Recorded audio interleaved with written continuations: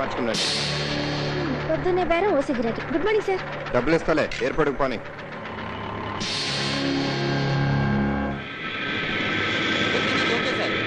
Check చేస్తున్నాం.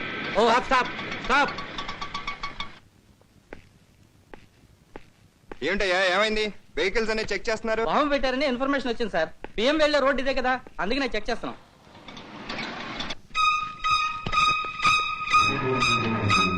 Boss, ఇప్పుడు మన ఆటో చెక్ చేశారంటే మన పని గోవిందా. ముందు నా ఆటో చెక్ చేయండి సార్, నేను వెళ్ళాలి. అది నోరు తూ ముందు పొడిచి ఆ వెనక కూడా చెక్ చేసుకోండి. వద్దు, నన్ను చంపకండి ఇన్స్పెక్టర్ గారు, నన్ను కాపాడండి. నన్ను చంపడానికి వస్తాడు, నన్ను పొడి చేస్తాడు, ప్లీజ్ కాపాడండి ఇన్స్పెక్టర్ గారు.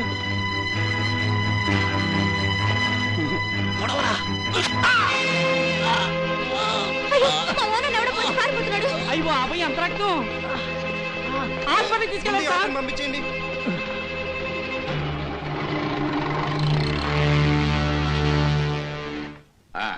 What's your problem Shivaji? ఎంతో కష్టపడి దుర్మార్గులను పట్టుకుని ఏ లాభం సార్? ఒక ఫోనో ఒక రికమెండేషన్, వాడి చేతి బేడీలు తీసేసి మన గాజులు దొడుకుని కూర్చోవాలి. చూడు నాయనా, ఇప్పుడు నువ్వు పడుతున్న బాధ నేను 30 ఏళ్ల నుంచి పడుతున్నాను. ఏది ఎలా జరగాలో అలా జరుగుతుంది. వదిలేయి, అంత కర్మ సిద్ధాంతం. ప్రతి దానికి కర్మ సిద్ధాంతం అంటే ఎలా సార్? భారీ ఎత్తున స్మగ్లింగ్ చేస్తున్నాడు ఆ దేవి ప్రసాద్. పట్టుకుందామంటే హోమ్ మినిస్టర్ కార్ వేసుకొచ్చేస్తాడు. అందుకు కారణం ఏంటో తెలుసా? పూర్వం రోజుల్లో మన హోమ్ మినిస్టర్ గారు దేవి ప్రసాద్ ఇంట్లో బట్టలు ఉతికేవారు.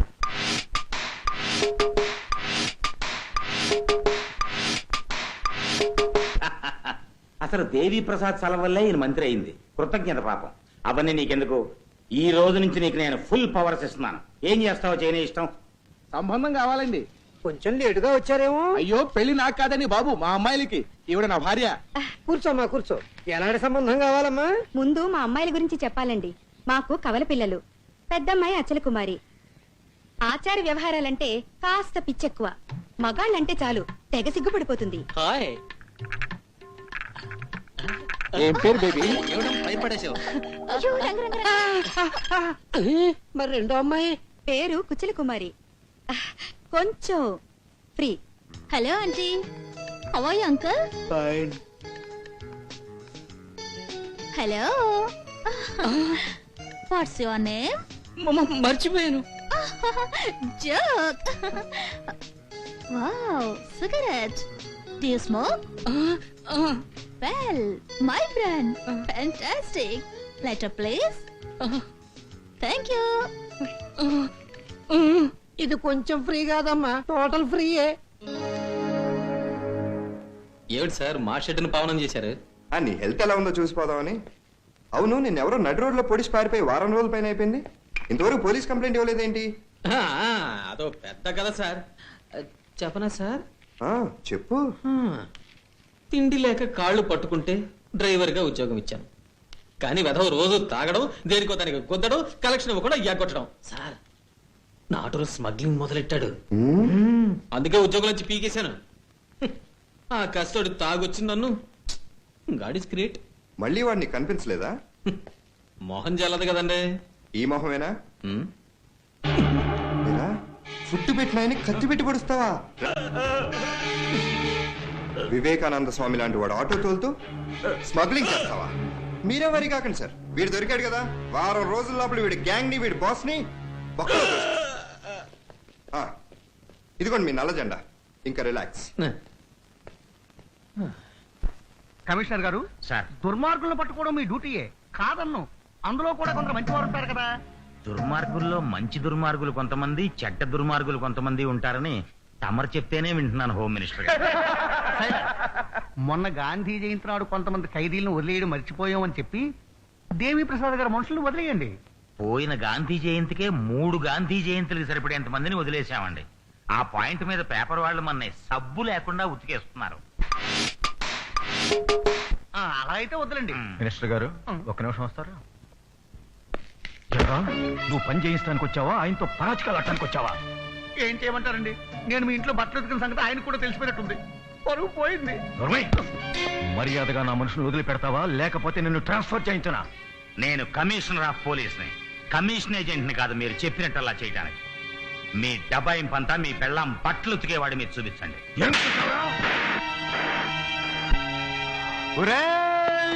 శివాజీ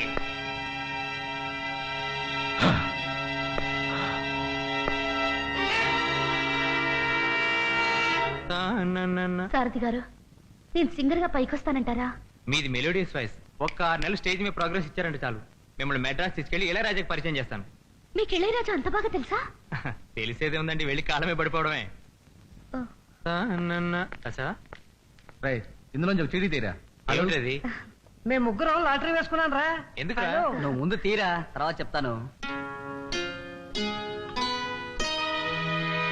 వద్దులేరా.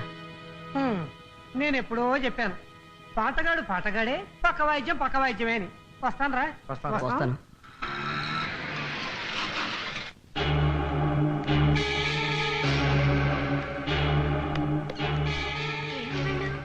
పొద్దుటి నుంచి పిచ్చెక్కినట్టు తిరుగుతున్నారు. ఏం ప్యాసింజర్లు అయ్యా మీరు? ఇంకెంతసేపు తిరగాలి? నాకు ఆకలిస్తుంది. మాకు ఆకలిస్తుంది. ఇంకా 2 బాక్సులు డెలివరీ ఇవ్వాలి. పద.